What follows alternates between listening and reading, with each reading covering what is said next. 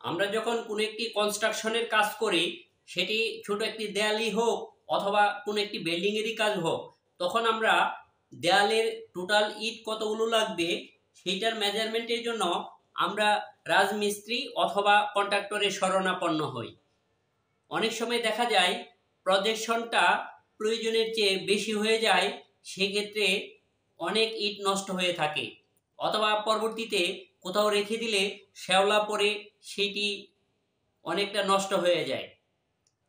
আজকের ভিডিওতে আমরা দেখব কিভাবে একটি দেয়ালের ইটের মেজারমেন্ট করতে হয়, কি পরিমাণ ইট লাগবে সেটা যেন আমি নিজেরটা নিজেই বের করতে পারি। সো আজকের ভিডিওটি যদি আপনি দেখেন, আপনার একটি দেওয়াল করার জন্য অথবা একটি বিল্ডিং করার জন্য কি পরিমাণ ইট লাগবে সেটা আপনারটা আপনি নিজেই বের করতে পারবেন। আপনি যদি আমাদের চ্যানেলে নতুন হয়ে থাকেন, সেক্ষেত্রে চ্যানেলটিকে সাবস্ক্রাইব করে সাথেই থাকতে পারেন। যদি নিত্য নতুন কোনো ভিডিও দেখতে চান, সেক্ষেত্রে কমেন্টস করে জানাতে পারেন। ভিডিওটি ভালো লাগলে লাইক শেয়ার দিয়ে সাথেই থাকুন। তাহলে চলুন মূল ভিডিওতে ফেরত যাই। আমরা এখানে দেখতেছি একটি ইটের দেওয়াল, এখানে আমরা একটি দেখতেছি। এই দেওয়ালটি হচ্ছে, আমি ধরে নিতে পারি যে আমাদের একটি রুমের একটা পাশের দেওয়াল। তাহলে আমরা যদি বের করতে পারি, সেক্ষেত্রে একটি পুরা রুমের আমরা মেজারমেন্ট বের করতে পারবো। এইভাবে একটি বিল্ডিংয়ের, একটি দেয়ালের, একটি বাথরুমের যে কোনো একটি স্পেসিফিক জায়গার ইটের মেজারমেন্টটা আমরা বের করতে পারবো। এখানে দেখছি দৈর্ঘ্য 15 ফিট, প্রস্থ 5 ইঞ্চি এবং উচ্চতা হচ্ছে 10 ফিটের একটি দেয়াল। এই দেয়ালে কয়টি ইট লাগবে সেই মেজারমেন্টটা আমরা দেখব। দেয়ালের মেজারমেন্টটা বের করার জন্য প্রথমে আমার জানতে হবে যে একটি ইটের সাইজ কত। আমরা যদি দেখি, একটা ইটের দৈর্ঘ্য হয় 9.5 ইঞ্চি, প্রস্থ হচ্ছে 4.5 ইঞ্চি এবং উচ্চতা হয়ে থাকে 2.75 ইঞ্চি, মানে 3.25 ইঞ্চি উচ্চতা হয়ে থাকে একটা ইটের মেজারমেন্ট। তাহলে আমরা এখানে দেখতে পাচ্ছি ইটের দৈর্ঘ্য 9.5, প্রস্থ 4.5, উচ্চতা 3.25 ইঞ্চি।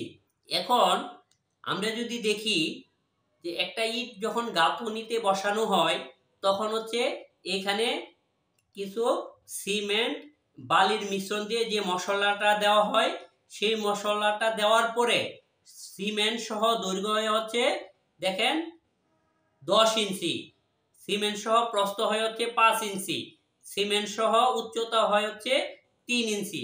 তাহলে আমরা জানতাম একটা ইটের দৈর্ঘ্য 9.5, যদি সিমেন্ট দেওয়া হয় সেক্ষেত্রে এখানে হয় 10 ইঞ্চি। আবার হচ্ছে প্রস্থ 4.5, সিমেন্ট সহ হয় হচ্ছে 5 ইঞ্চি, উচ্চতা হচ্ছে 3.25, কিন্তু সিমেন্ট যখন দেওয়া হয় তখন উচ্চতা হয় 3 ইঞ্চি।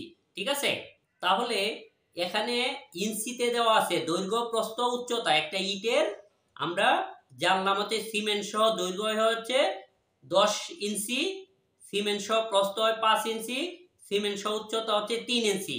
তাহলে আমরা এই ইঞ্চিকে ফিটে নিব। তাহলে সিমেন্ট সহ দৈর্ঘ্য যেহেতু 10 ইঞ্চি, তাইলে আমরা এটাকে যদি 12 ইঞ্চি দিয়ে ভাগ করি, সেক্ষেত্রে হচ্ছে 0.833 ফিট। আর সিমেন্ট সহ প্রস্থ হচ্ছে 5 ইঞ্চি।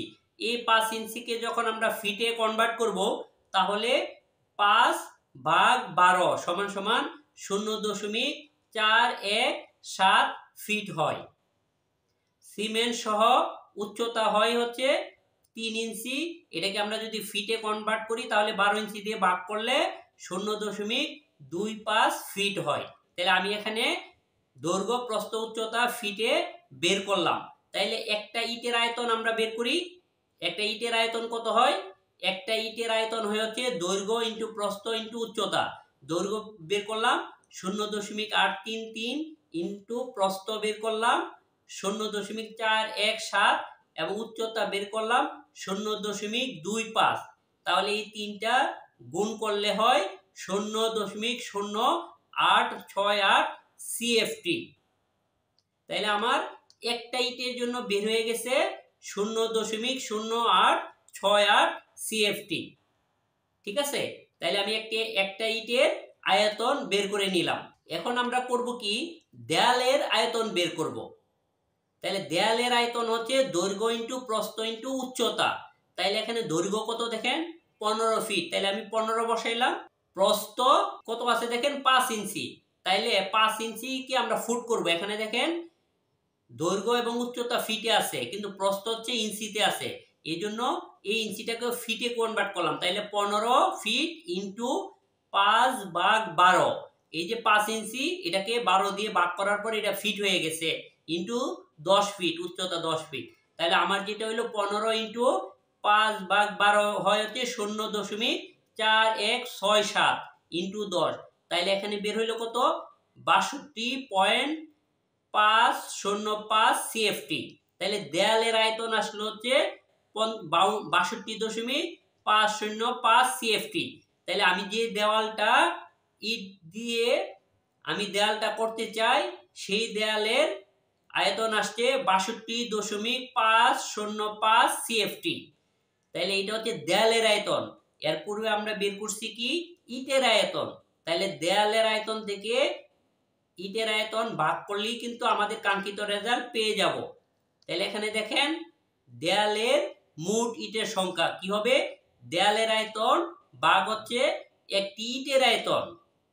তাহলে সমান সমান কত হইল 62.505 হচ্ছে দেয়ালের আয়তন, ভাগ হচ্ছে 0.0868 হচ্ছে একটা ইটের আয়তন। তাহলে আমার এখানে কি হইল 62.505 কে ভাগ করলে হয় 720.104টি ইট লাগবে। তাইলে আমার 15 ফিট বাই 10 ফিট একটি জায়গাতে মোট ইট লাগবে হচ্ছে 720টি ইট লাগবে।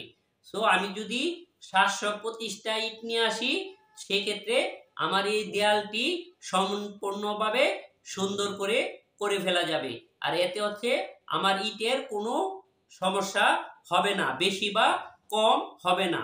এভাবে যখন আমরা মেজারমেন্টটা বের করব যে কোনো দেয়াল অথবা বাসা করার জন্য, রুম করার জন্য, এভাবে আমরা মেজারমেন্টটা বের করে নিতে পারি। সো এভাবে আপনি আপনার কাঙ্ক্ষিত দেয়াল, রুম বা বাড়ির জন্য কতটি ইট লাগবে সেটা নিজেরটা নিজেই বের করে নিতে পারবেন।